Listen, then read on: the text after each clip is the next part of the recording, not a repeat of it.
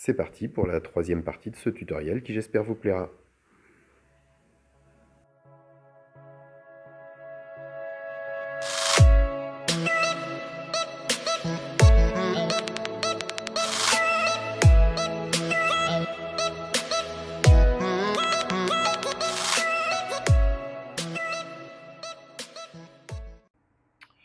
Ok, donc là, sur le petit exemple, c'est en rouge. Par contre, voilà, et on va venir. Donc en 20, ça peut être pas mal. Par contre, il va falloir le condenser. Donc toujours pareil. Hop, condenser. On va essayer comme ça. Je suis en 0,4. C'est trop. Donc peut-être en 0,2. C'est mieux. Là, je suis en 0,2 et je suis quasiment bon. Donc, j'enlève le contour, sans contour, j'enlève le remplissage, aucun remplissage, et je vais pouvoir venir me coller à ma ligne qui précède. Voilà. Donc là, comme ça, hop, si je dézoome un peu, hein, on est pas mal. Alors, on n'est pas au petit poil parce que c'est un peu compliqué, mais on n'est pas trop mal. Si je mets 0,5, ça va jamais vouloir. On va essayer. Si je mets 0,1.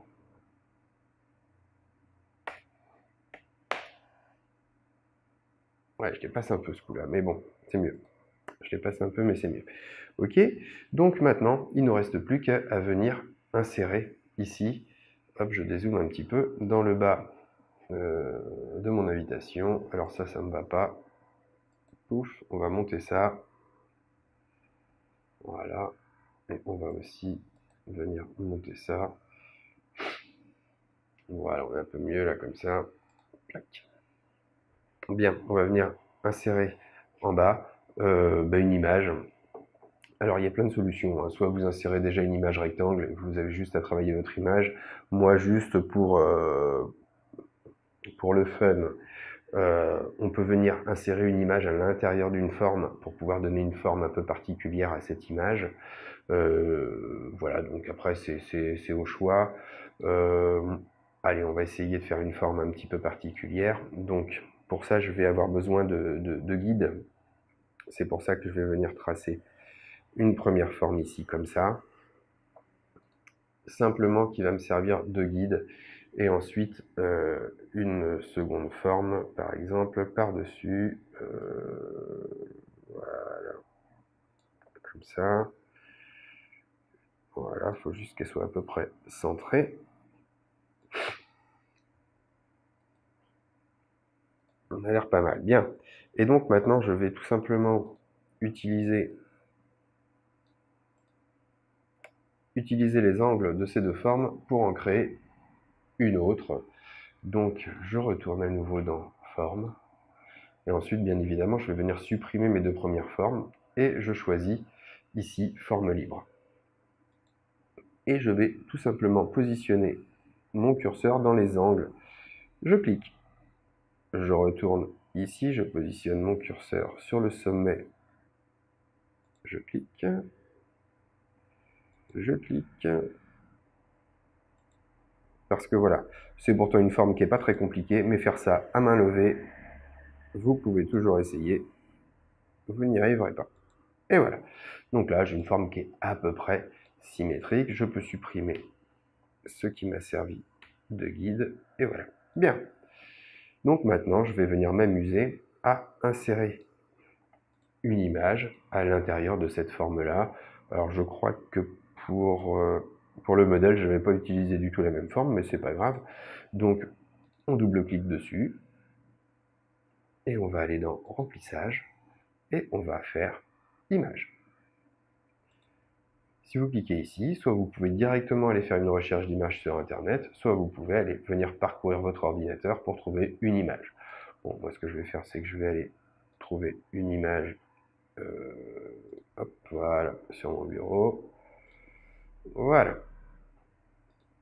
On va mettre ça comme ça. On va pouvoir venir modifier le contour. de notre forme. Voilà, donc un petit gris un peu moins... Allez, comme ça on n'est pas trop mal.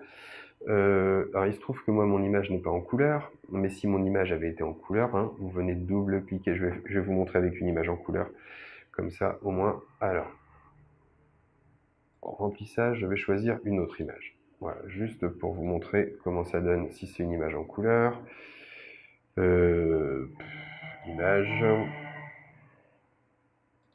Voilà, hop, on va prendre cette image-là. Voilà, imaginons que je souhaite insérer cette image. Alors déjà, elle est déformée parce qu'elle ne correspond pas exactement. Si je veux conserver le petit côté noir et blanc, sépia, etc., je double-clique ici et je viens dans Format. Et là, j'ai tout un tas d'effets de couleurs, par exemple. Je peux sélectionner le premier et voilà. Hein, et je me retrouve avec une image en niveau de gris, etc. Donc, c'était pas celle que je voulais, donc je retourne. Hop, image. Voilà, je crois que je l'avais posé sur le bureau, me semble-t-il. Non, ça n'est pas ça. C'est ça. Hop, insérer. Et voilà. Donc là maintenant, il ne nous reste plus qu'à positionner quelques logos en bas de notre invitation. Donc évidemment, si vous avez à faire une véritable invitation, bah, vous aurez de véritables logos à insérer. Donc tout simplement après, alors insertion, image. Hop, moi je dois en avoir quelques-uns.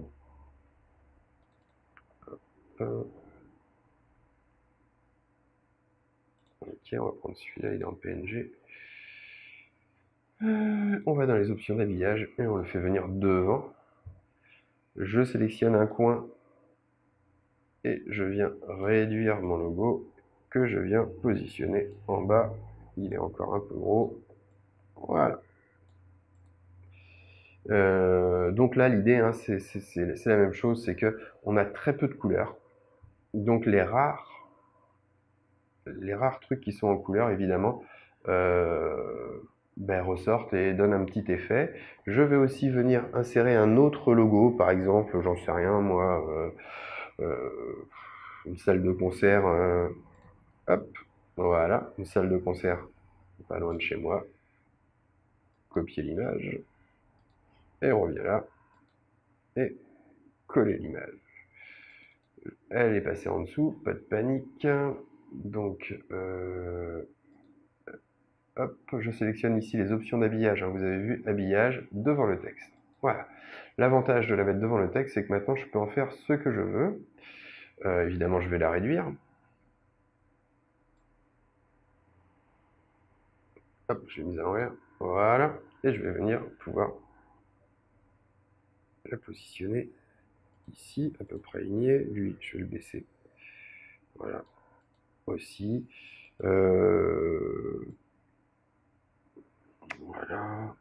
Ok. L'idéal, ce serait d'en avoir un troisième. Et on va y aller. Allez, notre nouvelle région. Pouf. Voilà. Donc là, on va normalement trouver dans l'image un petit logo de la Nouvelle-Aquitaine. Le voilà. Hop. Copier l'image. Et CTRL-V, coller l'image. Donc comme tout à l'heure, je double-clique, option d'habillage, devant le texte. Je le réduis évidemment. Hop.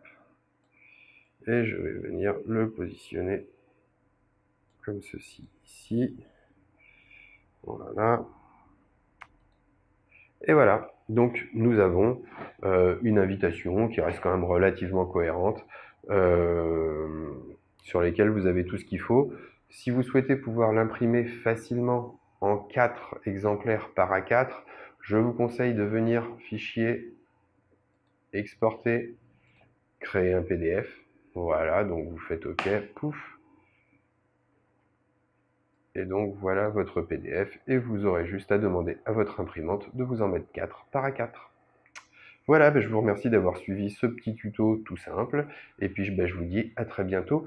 N'hésitez pas, si vous aimez les tutos, à mettre un petit pouce bleu, voire même à vous abonner, c'est gratoche. À très bientôt.